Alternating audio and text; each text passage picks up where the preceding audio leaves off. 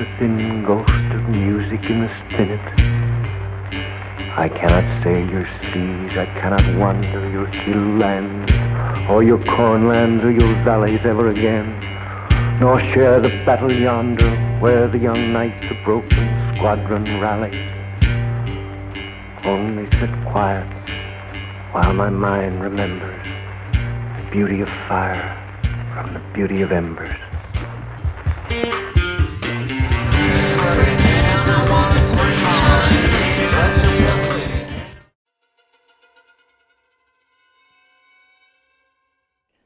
This is the only case that I've ever done on this channel that I was hesitant to do. The reasonings, because of moral decisions, business decisions. This right here started it all. Personal relationships, professional relationships, all at stake. All because of a murder of a 10-year-old girl named Joline Witt on July 27th, 1997 from Muncy, Pennsylvania. This case has it all. You have a grieving sister who wants answers. They were just, hoping that it wasn't her body.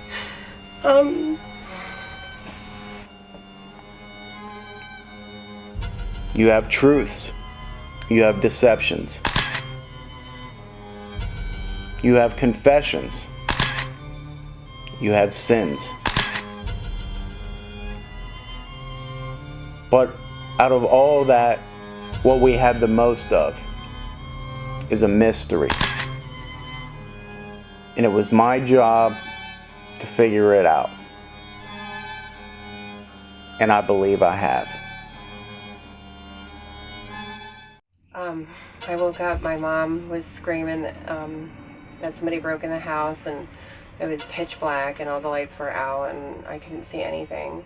Do you vividly remember that, Cass? Or is that something you think, did that come to you later on? Or is that something that you remember? No, that's something that I remember, yeah. Yeah? Mm-hmm. Okay, go ahead. So is she hysterical? Yep, she's hysterical, like somebody had just broke in, So I wake up and I'm terrified, and she tells me to stay downstairs, and I'm like, no, I'm not staying downstairs. Like, I'm terrified. I'm just a kid. You're supposed to be there to protect me, not, So I followed her through the house, and all the front doors were open. Like, there were several entranceways to go into the house. So I think at this time there was two. One in the front of the house in the main street and the one on the side, and she had closed the one door, and I believe the one in the front of the house, I don't know if she closed that. I'm thinking that she left that open when we went upstairs, and then it was closed after the fact. But you don't know what's really going on. Right, Is it just I have chaos? Yeah, so I have really no idea what's going on at first. I just am thinking somebody broke into the house, and and she's just hysterical, and I'm just terrified.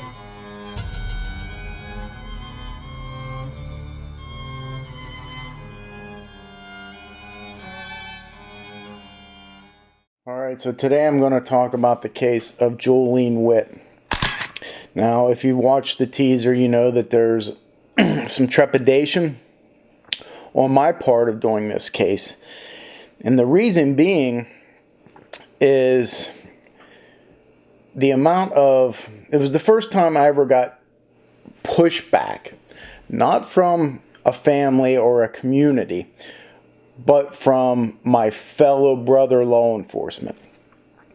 And because of that pushback that I got, I know it jaded me, not only towards this case, but towards fellow law enforcement, and it made me realize that not everybody thought the way that I did. So, let me explain. Sit back, dig in, because this is going to be a long one. And the reason I decided to go ahead and do this is I was contacted by Joline Witt, the victim here, who was 10 years old at the time, was contacted by her sister again. Now, I met Cassie Witt, her older sister by 1 year, probably in 2015 when I interviewed her at the district attorney's office. I was kind of dabbling in this case, but I really was focused in on another unsolved homicide. But this one kept popping up, and I kept trying to push it away because I didn't want to have too much on my plate. I know myself, and I like to focus on one thing and not have my hands in a bunch of other things. But every time that I was doing something in this other double homicide case from 1994, this case from July 27th, 1997 kept popping up. For example, I would go to pull reports, grand jury, documents, and this one would be right beside it. Why? Because they were two of the most high-profile unsolved cases that the county had at the time, and still do. Make no mistake, they're both unsolved. And I worked on both of them, so what's that tell you about me? Apparently, I'm not so good at being a cold case detective because I didn't solve them. But I don't feel so bad because neither did the other, 30 to 40 people that worked on the cases. Hey, cold cases are cold for a reason. They're difficult. When you have no evidence, when you have no smoking gun, it's very hard. But to get back to meeting Cassie Witt, she came in. I don't know if she was there for another matter or I called her and she came in, or she was going to be at the courthouse or something. Regardless, I talked to her. And I let her know that I was kind of looking at this, but not real hard. Just interviewed her real soft. Trying to feel my way into things. But at some point, something happened that flipped this all upside down. And I'm talking in 2015. We'll get into 1997 and everything that happened there after, but it's important for me to explain to you the trials and tribulations of a cold case and a cold case detective. Some people think it is as easy as going and picking up the file and going over it and making an arrest. And that's not how it works. If an arrest could be made, more than likely it would have been done previous. But there was two things that kind of were happening simultaneously to me in regards to this case.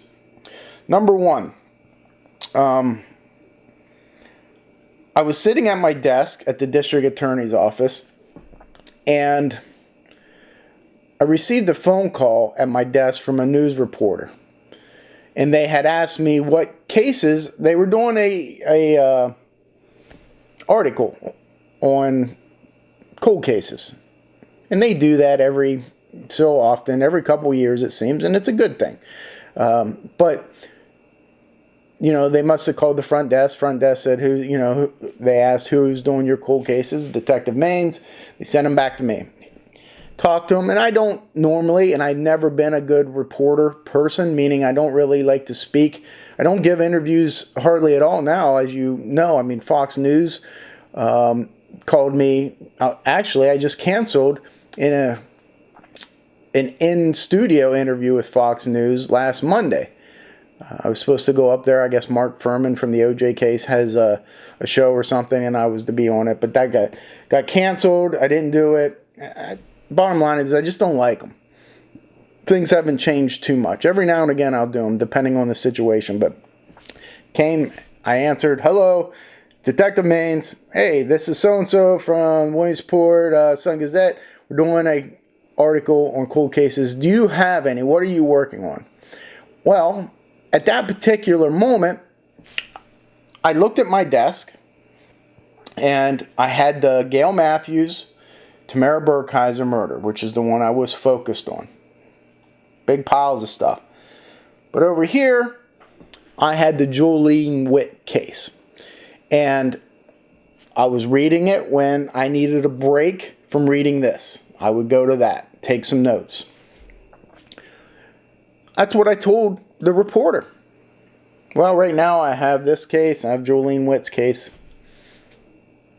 That was really it. Didn't get in depth, nothing. Well, 2-3 days later, front page news. Cold case detective has a TV show about ready to happen. Has a picture of me standing up, looking proud with my chest out. Has a picture of Joline Witt there. Picture of Gail Matthews, Tamara Burkheiser. I was like, okay, well, I didn't think it was going to be that big of a deal. Next thing I know, the district attorney comes into my office. Hey, can you come talk to me? Yeah, wasn't unusual. Me and the district attorney talked all the time. We were pretty tight. He didn't ring me out. He only chewed me out, I think, once in my 10 years that I worked there before him. But he did say, hey, what is going on with this? And I always respected the DA for that, because he allowed me, if I needed to talk to reporters. He wasn't a micromanager to me. And I always respected that. But he showed me the news. I said, yeah, I saw it. Hey, they called, this is what I said. He goes, well, I just got off the phone with the state police. They are furious. It was a certain crime corporal down there who I worked with for a number of years, had a good working relationship with. Him and his boss apparently did not like the fact that I stated that I was working on the Joline Witt case. And they were very upset. Now, why would they be upset? Well, when Joline went missing on July 27th, 1997, from 1 Grant Street in Muncy, Pennsylvania, she was a missing person. Out of that jurisdiction, which means the Muncy Police Department, which is a small local police department, very capable of handling this, in my opinion.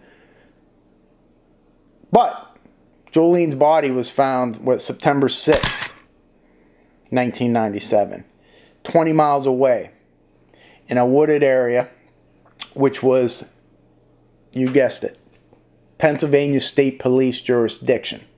So, now we have a homicide. It's no longer a missing person. It is now in the jurisdiction of the Pennsylvania State Police. So they assumed control. That's why they were upset. They felt that me as a county, in charge of all crime in the county, detective, did not trump the Pennsylvania State Police, who obviously are in charge of the entire state. And I don't necessarily disagree with that. But I have to say, I was very upset. And I was upset because the crime corporal and his boss called the DA instead of calling me. Again, I had a good working relationship. Looking back now, I am not as angry. In fact, I'm not angry at all. At the time, I was very angry. Yet, I got even angrier a couple of weeks later. So, that was the first thing that happened during this case that I was like, why? You can't call me and tell me? I didn't do anything wrong. Listen, the district attorney, he hired me specifically to look at these cold cases. That's why I was hired. I'm doing my job. I'm sorry that I stepped on your toes. Maybe I should have called you first and said, hey, this and that. Okay. But it felt like I was, being pushed aside. Hey, it is what it is. At the time, I was upset. But I understand it now. Hey, they were both higher ranking than me. Yeah, I'm just a detective. Here you have a crime corporal, you have a lieutenant, and they went to the DA. And so it did. But the second thing that happened, I still, now remember, this happened, what, 8 years ago now.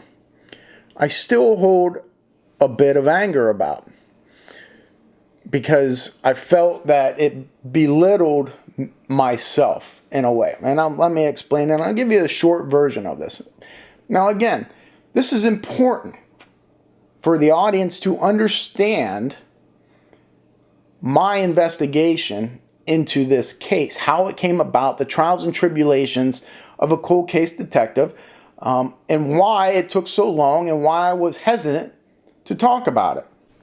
So the second thing that now happens is that an individual, okay, after I got this news, that the state police pretty much didn't want me looking at that case, being the very arrogant and, although humble and respectful detective I was at the time, now I'm going to dig in deeper. Now you lit a fire under me, telling me I can't do something when you're not even my boss. Now, if the district attorney would have told me, I probably would have laid off a little bit. My chief county detective, so my boss, and then it was the DA, took me out to lunch and was even explaining how I had upset the state police on this. And I couldn't understand it. I wasn't going out interviewing anybody. I didn't do anything. But when I went home and thought about it, I said, okay, now we're digging. So I took the case file, I dug, I read it. I read it 50 times, front and back, every day, 2 weeks, till I knew that case like the back of my hand. And I said, they're not going to tell me that I can't work on the case. At this time, there was I had formulated an opinion. I had looked at the case, I had done my deductions, and I said, I know who did it. Now, the prevailing theory of this case, of those of you who are watching right now, know that the prevailing theory is that Joline's uncle Bruce committed this crime. I believe the district attorney at the time, not my boss, Mr. Marino, pretty much came out and stated that. And in fact, there was a newspaper article later on where he kind of belittles me and says, Maines can have any opinion that he wants. But unless he has evidence, it doesn't change my mind. Maybe that's not belittling, but maybe challenging is the better word. So we're going to get into why Bruce was a suspect and why the investigators from the state police and the district attorney believe that he is responsible. For good reason. Okay? They got good reason for that. They're not just going to arbitrarily pick out a name. There's reasoning, and we'll get into it. But I will say that my opinion differed from theirs. And I don't differ opinions just to differ opinions. There's some people like that. There's some crazy old detectives I've seen who just make outlandish claims just to get publicity. Listen, I turned down publicity. I don't care about it. I care about the victims. I care about the victims' families. I care about law enforcement. But they're secondary to the victims and victims' families. So, again, I will give you reasons on my suspect or suspects as it may or may not be, and tell you why I think that. But I thought that then, in 2015, when I looked at the case. So it happens at the time that one of my suspects in this case, his brother, David, is arrested for sexual assault, burglaries, and he's at the Lycoming County Prison. Now, my boss, who doesn't know, he has no idea what my thoughts are. He doesn't even really know about the case. He knows that there's a victim. Everybody knows JoJo. Joline Witt, that was her nickname. Everybody knows that case. But he didn't know the suspects in it other than maybe an uncle he doesn't know a name. But he has to go interview this guy. He asks me to go along. This is how fate is so peculiar. And this is exactly how it happened. I'm sitting at my desk. Chief County Detective comes over to me. Hey, Kenny, can you tag along with me? I got to go do an interview. Yeah, well, sure. Start walking. I said, where are we going? It's at the jail. I'm like, okay. On the way there, I said, who are we interviewing? And he says, David. I'm not going to say the last name. I'm not going to give you the last name of the suspects. Why? I never do that. It's not that I'm not confident about things, but I'm not 100%. And I don't feel that it's right in any case that anybody puts out somebody's name for them to be harassed online, or some idiots even actually go to people's houses and knock on their doors and harass them, harass their kids at school. I don't care if they're a suspect or not. I'm not going to do that to them, especially when I'm not 100%. So I don't give last names. That's how I operate. But I promise you, the people that are familiar with this case, they know who I'm talking about just off the first names.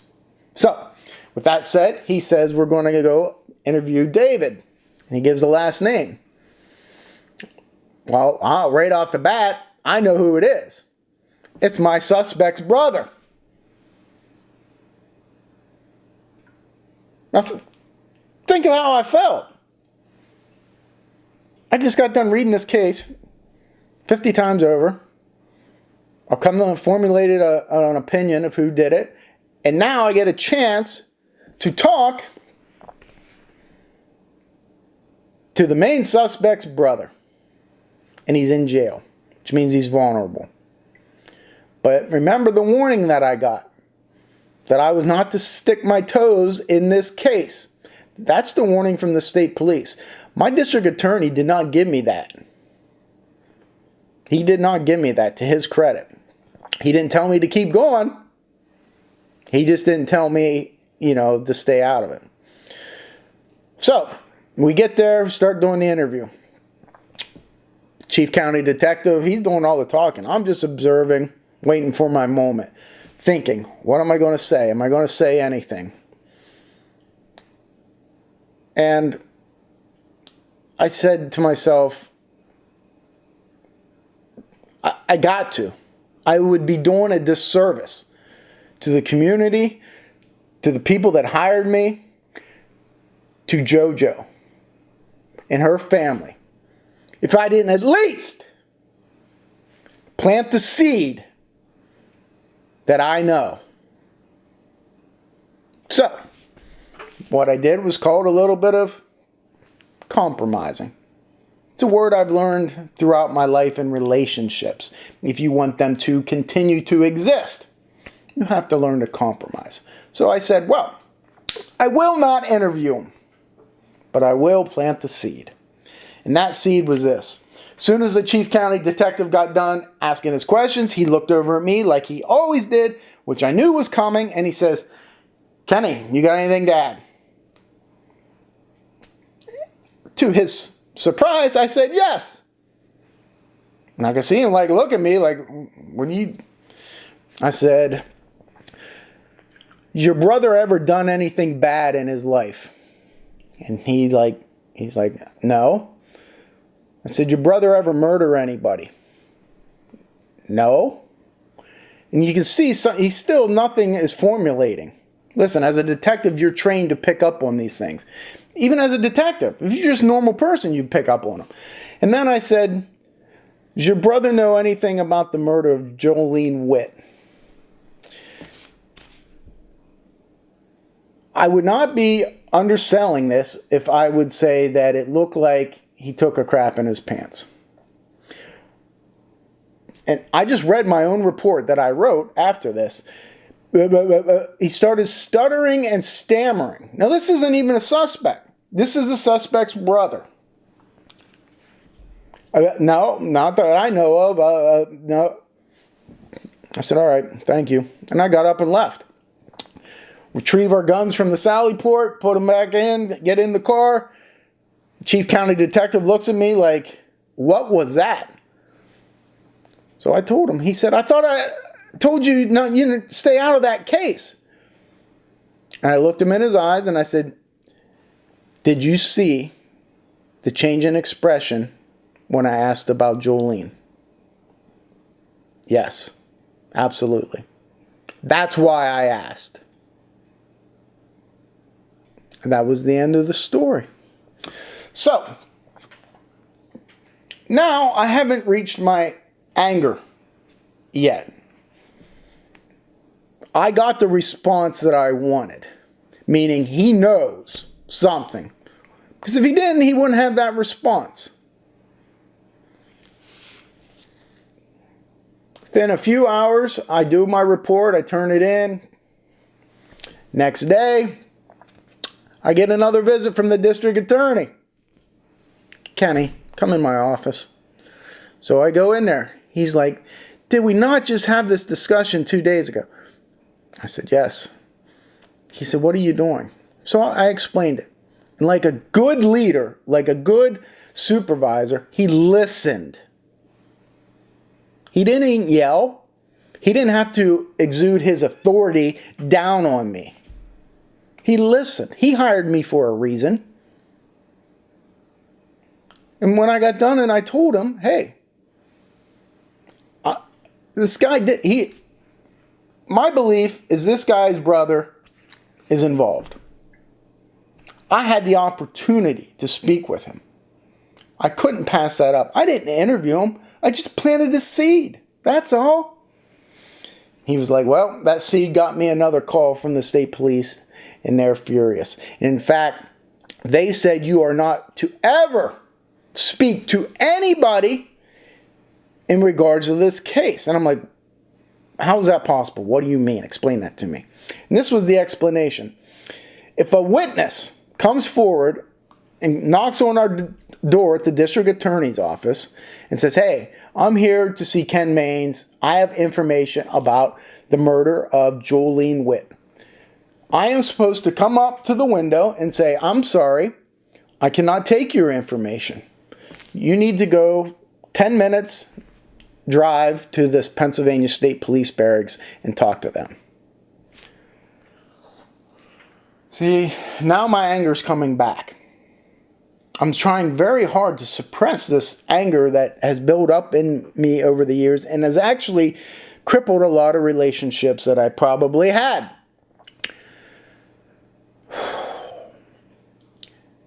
I can't tell you how furious I was when the district attorney told me that. Later on that day, I went to lunch with my chief county detective, who obviously had a meeting with the state police. He reiterated to me that I was to do exactly that, not interview anybody, not talk to anybody, send anybody with any information down to the state police. I flat out told him right at lunch, we were sitting at Wegmans eating a sub, and I said, you are out of your blank mind. And he sat back in his chair like, what are you talking about? He's like, you just don't get it, do you? No, I don't get it.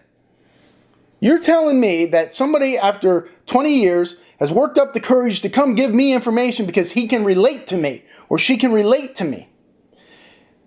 They've held it in all this time. And they get in their car and they make the drive through traffic to the DA's office, walk up 3 flights of stairs, come in there to get it off their chest, and they're ready to tell me who did it and the information that they have, and I say, I'm sorry.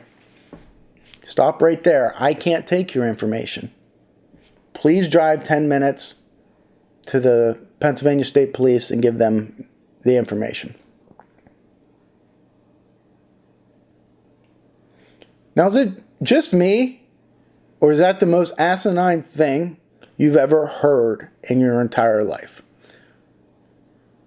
And so I wasn't going to do it. Because that person probably are like, you know what, I tried. I'm going home. And that information stays with them, and then they die, and then nobody gets it. That's what you wanted from me? Maybe a sheep would do that. Okay? But I'm not a sheep. And I'm not going to listen. And I'm not going to bow down. I have a responsibility. I have a duty to solve these crimes, or at least try to, for the victim's family. So, as you could probably tell, I still harbor a lot of ill will and a lot of resentment towards the state police. But listen, that is the reason I was hesitant to talk about this case. A lot of people, a lot of troopers at the state police, especially the crime unit, we did not get along after that. As a matter of fact, when that newspaper article came out, one of the female troopers that was on the case, and I think she was maybe the head of it at the time, I'm not sure, because it's going to generate new leads. That's what the newspaper articles do. She accidentally sent me an email, or included me in an email that went to her corporal, the one who raised this stink, and it said, attached was a tip that came in. Here we go, real sarcastic. That, to me, means she doesn't want to work. Here we go, now the work's coming in. We're getting a tip on this 20-year-old case. And she accidentally sent it to me, included me in the email. And I know it was accidental because I responded back. It's because I wanted her to know that I got it. And it's going to make me work harder, regardless of what you want me to do. So I responded back simply, I think you meant to send this to somebody else. And she responded back, yes, you're right. So, that is the whole reason. Listen, we didn't even get into this case, and we're what, half an hour into this video already? Because I need to explain to you how politics, jurisdictions, egos play into cold cases. It's not as simple as going and getting a DNA swab and arresting somebody. It doesn't work like that. Here I was, a young, cocky detective, very humble. I still am humble. Very respectful. Number one, I respect everybody until it's time to not have respect. And that time usually comes when I'm disrespected, and I was. Make no mistake about it. But when I step back and look through the state police's eyes, I would have handled things differently, yes. But I understand where they're coming from. Who's this kid?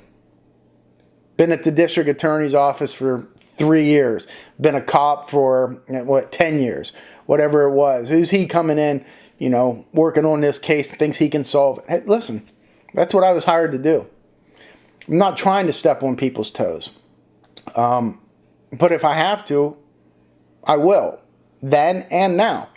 I don't want to be disrespectful, and I won't be. But you step out of line and you start being disrespectful, what do you expect? Listen, cool cases are my passion. People didn't understand that at the time. Some still don't understand it. But here you're looking. Look at, this channel. I've been doing this for 2 years. That's it. I have like 105,000 subscribers or 100,000, whatever it is. It's a lot. At least people tell me. I don't know. It's because I'm passionate about it. It's what I've wanted to do my whole life. Cops make fun of that. I don't know if the public knows that. They do. Behind your back. You know what my nickname was at the FBI office? Cold Case Kenny. Actually, they put it, I have it somewhere. They put it on a little name plate. Put it on my desk. Because I was supposed to be working undercover violent crimes, narcotics. And I would take an hour, and it was written right on my desk, on my whiteboard, from 4 to 5, work cold cases. And that's what I did. It was frowned upon by some. Oh well. It's what I enjoyed doing. So when the DA hired me to work on cold cases, that's what I was going to do. So, that's out of the way. Okay? Listen, I'd never want to hold it, and you should, I'm not telling you any, I don't like telling you what to do. You do what you want. Okay? For me, I don't like to hold an entire entity like the Pennsylvania State Police and have them and feel ill will towards them because of this incident. And I did for a long time. But I realized, listen, it isn't the entire state police. It's a couple individuals.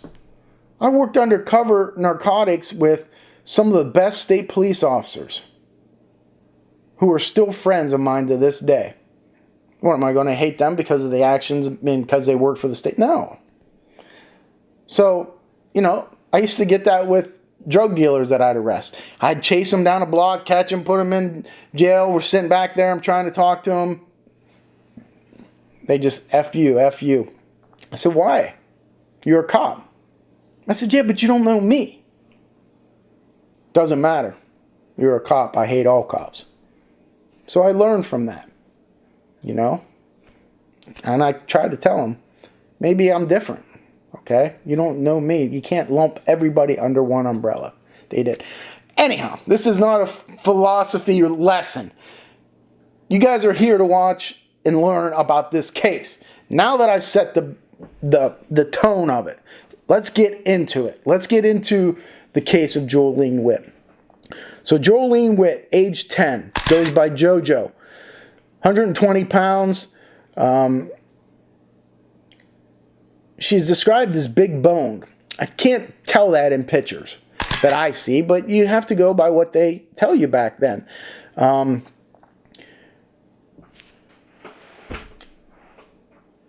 Victimology. Let's get into victimology of Joline Witt. Joline's parents were Linda and Lindsay. I don't mind using last names for them because they're not, well, I was going to say they're not suspects, but in some people's eyes, maybe one or two of them are suspects. But Linda Longnecker and Lindsay Witt, they were separated or divorced. I don't know which one it was previous to the day that Joline went missing. But there was some violence in the relationship. There was PFAs issued. There was an incident where Linda had pulled a gun on Lindsay. And all this is documented in police reports. So there was no violence indicated towards the children. Now, Linda and Lindsay had 3 children. I believe I got that right. Cassie, I believe a brother, and I believe his name was Lindsay as well, Lindsay Jr. I could be wrong on that, and of course, Joline. During the separation or the divorce, those 3 kids, through court order, were the custody of Lindsay Witt, who lived in Williamsport. Well, and this is big. This is big when we're going to get into the evidence of this case. Linda, Joline's mom, moved across the street from her brother, Bruce, and his wife, Tina, where the abduction occurred. Now, they lived across the street. Linda was very tight with her brother, Bruce. So much so that when they lost, couldn't pay rent, whatever it was, or moved out of that house across the street, they moved into Bruce's house. Now, this is a big thing because Bruce had, I believe, 5 children of his own. Maybe. I believe it was 5. Could have been 4. Again, the amount of kids doesn't matter. What matters is Linda is now living with her brother. That's big. That's big. And I'll tell you why. You're right now, you're looking at me like, wow, you're crazy. Why is that a big deal? It's a big deal. And we'll get into why when we get to the evidence. So she lives there, and she does not have custody of Cassie Witt, Joline Witt, or their brother. But on this particular day, July 26th, which is a Saturday, 1997, she has visitation. So she has the 3 kids. Normal day. They go out yard sailing. Means they go to yard sales. They're buying things. They get home. Kids run the streets. We didn't mind going there because she let us do whatever we wanted. My dad, he was very strict, so we didn't mind going there and running around doing whatever we wanted for the weekend. Cass tells about that. When we were down there, we were allowed to do whatever we want. Linda allowed them to run the streets. And that's what they did. The adults began to play the board game Scrabble. Remember, this is pre-internet, really. You played cards, played board games, whatever it is. Playing Scrabble seemed to be a daily, or at least a common occurrence in the house between the adults. But they were drinking. That's important. Why? Well, because, listen, I'm here to tell you from experience, every bad decision I've made in my life, I was under the influence of alcohol. Now, how many people right now are shaking their head saying, yep, yeah, I know what you mean, because it's true. So even if it's a common thing, and it was, they tend to drink a lot, according to Cassie Witt. But it's not obnoxiously drunk. Police know the 1 Grant Street house. They know the kids running around. There's a lot of kids down there. You're talking like 6 kids at least that are running around, and it's right on the corner. Still there today. I was just there a couple days ago. But after the game of Scrabble, or during the game of Scrabble, Joline is to retire to bed at 10 o'clock. She comes in where they're playing Scrabble in the kitchen, kisses her mom, Linda, good night, I love you. She goes to bed. Now, where she goes to bed is of importance. It's a 2nd floor bedroom, and she's not in there alone. She's on a queen-size bed. On the outside, her 6-year-old cousin, I believe her name was Jeannie, is sleeping with her. That is important. That's important when you look back and you look at the common theory as to what happened and what I believe the district attorney put out during that time. And listen, I have nothing against the district attorney at that time. But I'm allowed to disagree with him, just like he disagrees with me.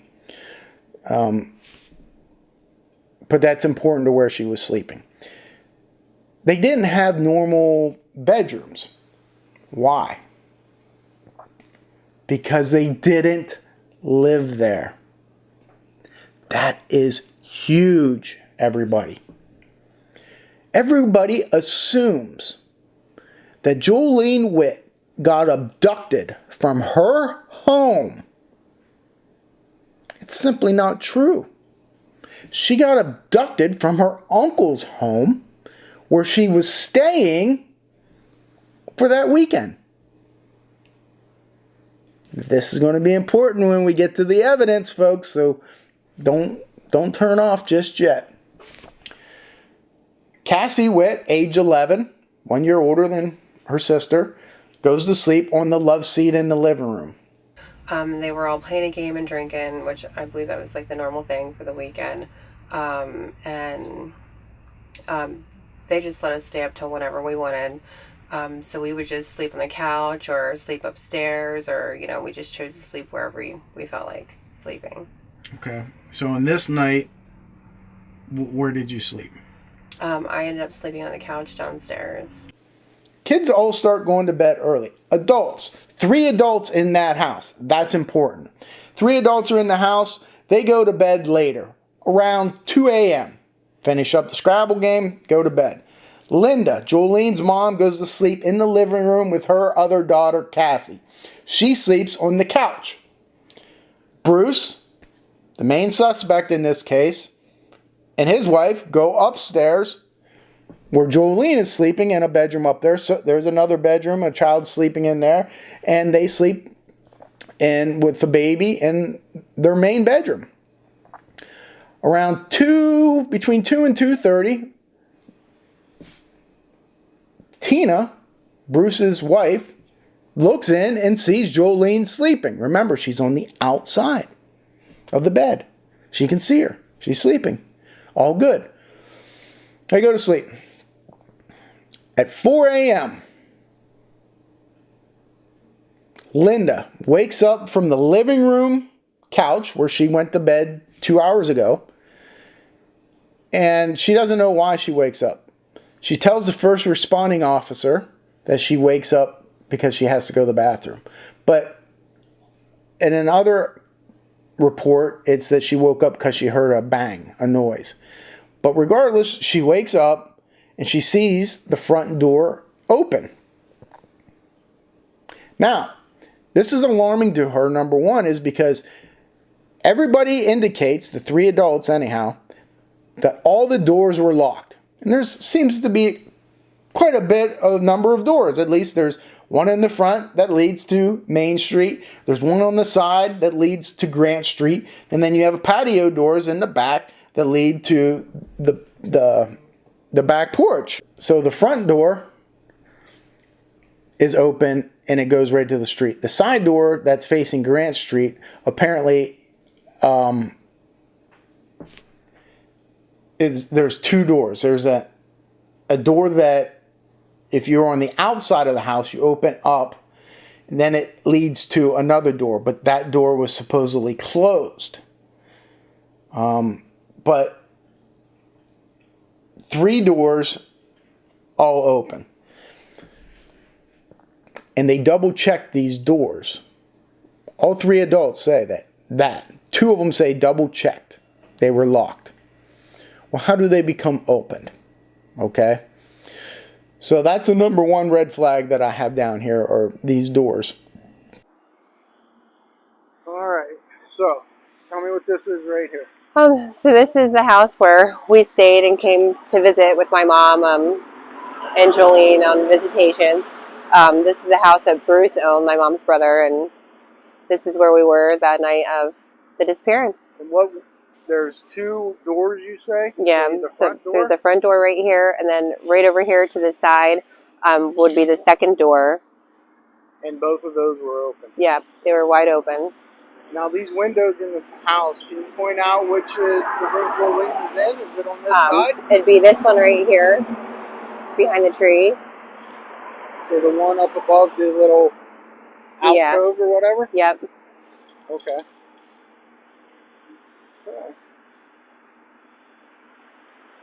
And you haven't been here since when?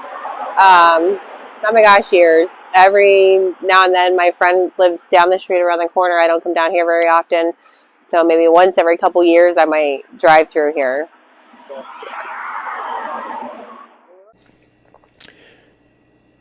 The first thing that Linda does is she doesn't know anything's wrong, but she's alarmed, right? So she goes upstairs and gets her brother, Bruce, and says, I think someone might be in the house. Doors are open. First thing he does is grab a revolver, puts bullets in it, goes downstairs, searches the house, doesn't find anybody. That's it. Tells her, check the kids. I'm going to make coffee. Number 2 red flag for me. She walks upstairs. Jolene's missing. Hysteria kicks in. Where's Joline? Everybody's going crazy. Now, why was that a red flag for me? The sequence. Why is he making coffee? If he just went to bed at 2 a.m., and now it's 4 a.m., so 2 hours of sleep, before he even knows Joline is missing, and he just cleared the house and there's nobody there, no burglars, he's making coffee, he's going to stay up the rest of the day? Right? That doesn't make sense. They search everywhere in the house for Joline. They can't find her. Bruce goes out. He's calling out in the streets. He's doing all these things. Everybody's chaos. They decide to call Joline's dad. They called Joline's dad. He's at work. He works the midnight shift at the Williamsport home. Talks to him. He says, did you call police? She says, no. I called you. He said, call police. I'm on my way. He's down there. He gets there and he starts raising hell, trying to find his daughter. He's going nuts, waking everybody up. In the meantime, they did call police. And the first police officer on the scene was a police officer. His name was Kevin. Now, we're going to get into a lot about Kevin because there is some controversy about Kevin.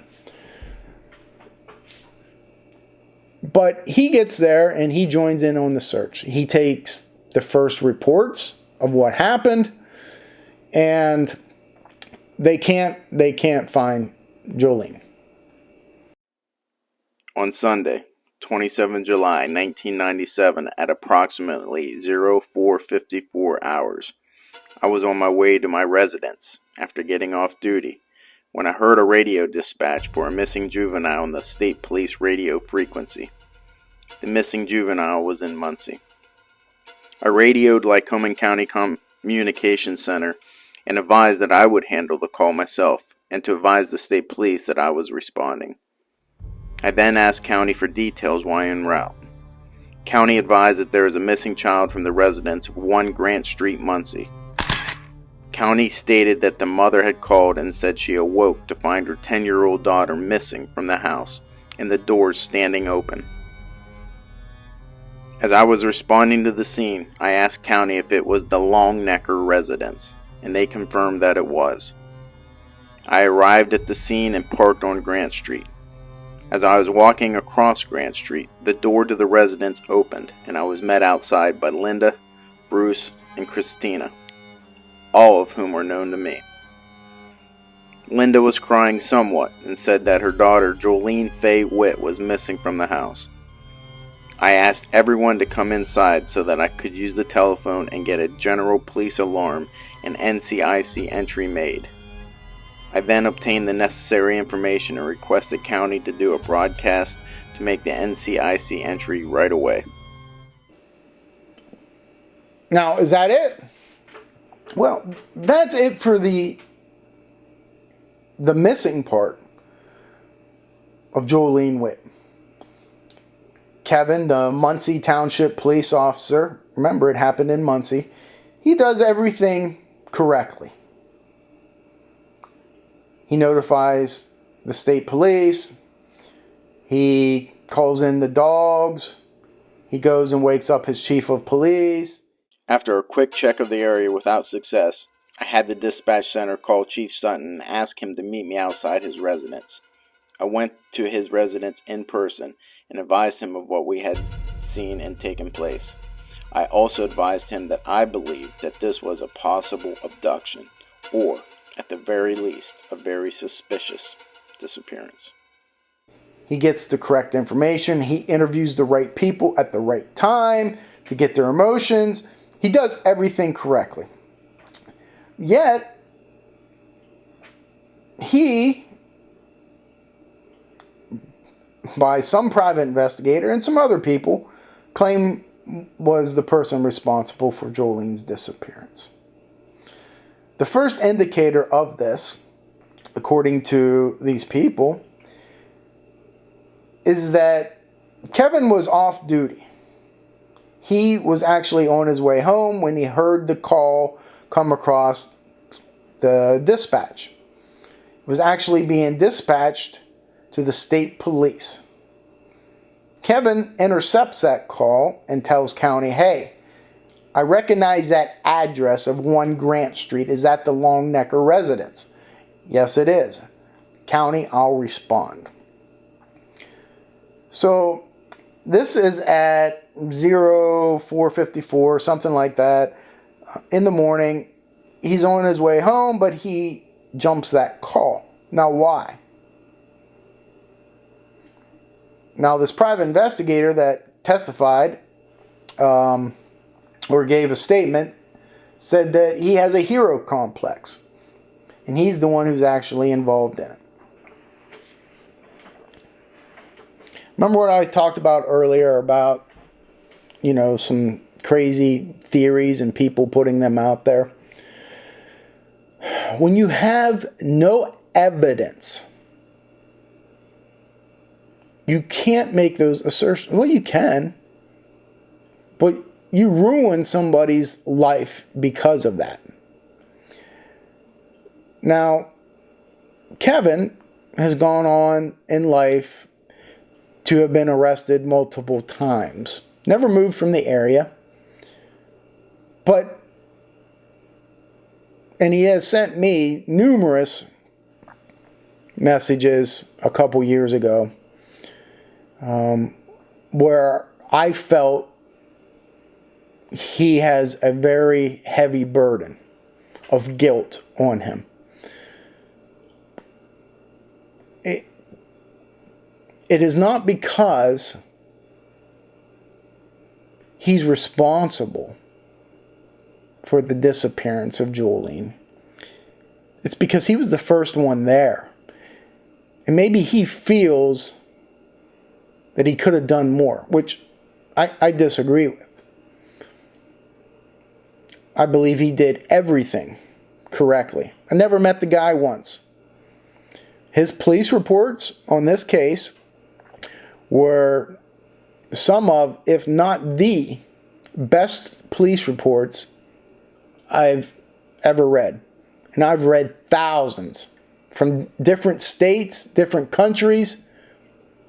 This case, Kevin, scale of 1 to 10, I believe he did a 10. I can't think of anything more that he could have done. And he carries that weight, and yet he has people that point the finger at him. That he was responsible. That he had some sort of relationship with Joline's mom. That he jumped that call because he was responsible and wanted to steer it in a different direction. Some people just, I don't know whether, well, I don't know what it is. But all I can say is his police reports were great. And I believe that he did an outstanding job on this case. Once inside the house, I asked Linda what had happened. She told me that she woke up the void and found the front door standing open, and then found the 2 other doors standing open, and she went to get her brother Bruce because she was sure that they had all been locked at 0200 hours. She said that Bruce checked the entire house and everything seemed to be alright. After checking the house, Bruce said, "Check the kids." They then checked on all the children and discovered that Joline Faye Witt, Linda's 10-year-old daughter, was missing. She said that they had been searching the house from top to bottom looking for her, but could not find her anywhere. Bruce then checked outside and again could not find her. Bruce stated that he even checked in the cars along the street, to include checking the trunks of their cars. Linda then contacted her ex-husband and natural father of the child, Lindsay Witt, by phone at his place of work, the Williamsport home. She told him that Joline was missing, and he said that he would be down to the house right away and asked if she had called the police. She told him she had not, and Lindsay told her to call the police. I requested that county contact the Pennsylvania State Police Barracks in Montoursville and asked them to have a car respond down and assist me with the search of Joline. Bruce then told me that she may have been sleepwalking. I asked if she had done that before, and Bruce said that she never had, but her sister Cassie does, and that maybe Joline started. I then checked the doors that were found open for signs of forced entry, and did not find any evidence of a forced entry. I also noted on the front door that opens onto North Main Street, the deadbolt type latch appeared to have very little recent wear marks, and in fact was severely discolored from the original brass color. I then went out to my vehicle and began to search the area for her, with the idea that she may have taken a walk, or even possibly be sleepwalking. Now, he has all this stuff going on, right? He's interviewing Linda, interviewing kids. He's the only one there until the state police get there. And he's got a lot on his shoulders. But he takes the information, gets it out to county, missing persons. He gets the ball rolling on everything. At some point, he has a minute to think. And what he comes up with, to me, breaks this case wide open. He says, you know what? Last night, a couple hours ago, at around 3 a.m., while he was on duty, he got off, was on his way home, got the call, heard the call for this missing persons, and went there. But while he was on duty, in his patrol car, he stops outside of a bar in Muncy called Papa Gallows. Now, through much research, I was able to find a photo of Papa Gallows. And I actually went to Papa Gallows. It's not there no more. It's an empty lot. But I went to that area because I wanted to see what he was talking about. Listen when I tell you what he describes. Because to me, this is the crux of the case. He pulls into Papa Gallo's bar and sees the manager walking from the dumpster getting ready to go inside. The manager's name is John. Kevin stops his car, gets out, and starts holding conversation at 3 in the morning with John. Now why? You say that's weird. It's not weird. If you ever worked the midnight shift, that's not weird at all. He's sitting there talking to him. How's things at the bar? How's this? But like a good cop, he's observant. And he notices a brown Ford Fairmont driving kind of slow in front of him on Main Street while he's talking, holding conversation. He notices the individual, black hair, 5'8", something, stocky. He's sitting down, but he's kind of slouched and he's turned his head away from the police officer. This Ford Fairmont and the lone driver enter the north side of Papa Gallo's parking lot. And there's an alleyway behind the bar. And if you take that alleyway just one block, guess where you'll arrive? That's right. Grant Street, Joline Witt's house, 1 block away. So he notices this while he's talking. About 15 minutes later, he notices that car again, driving in front of him, but now it has 2 occupants. the same driver and somebody else. And it goes out of town. He watches it go. He's looking because he's trained as a police officer. 3 in the morning. Most people that are out at 3 in the morning on a Saturday, yeah, they're usually drunk. But he's looking for any signs of that. He notices the registration plate is Pennsylvania, but that he doesn't know Joline Witt is missing. He doesn't. He's just observing. So when he has time now, with all this going on, he gets the call, Joline Witt's missing, he's interviewing people. That flashes back to him. And he makes a very detailed report about it.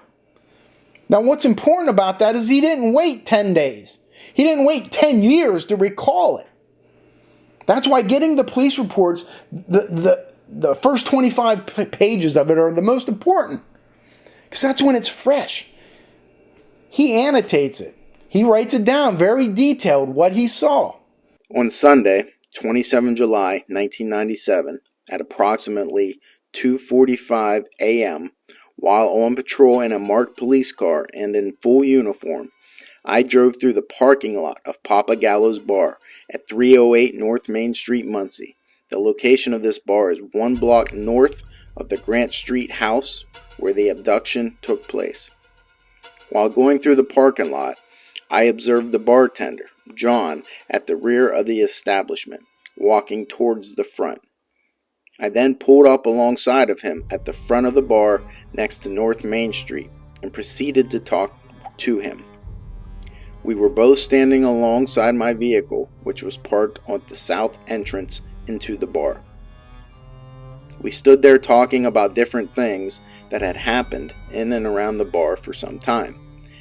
At about 0300 hours to 0315 hours, a vehicle that was driving north on North Main Street passed in front of us very slowly, then turned into the northernmost entry into the parking lot.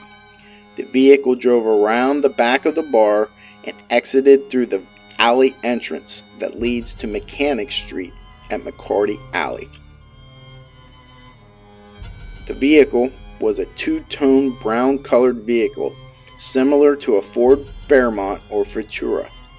The roof was a lighter colored vinyl. The driver of the vehicle was a white male with dark hair. He was slouched somewhat in the seat and his face was being tilted away from us. After this vehicle went through the lot, we again started talking as we had been before.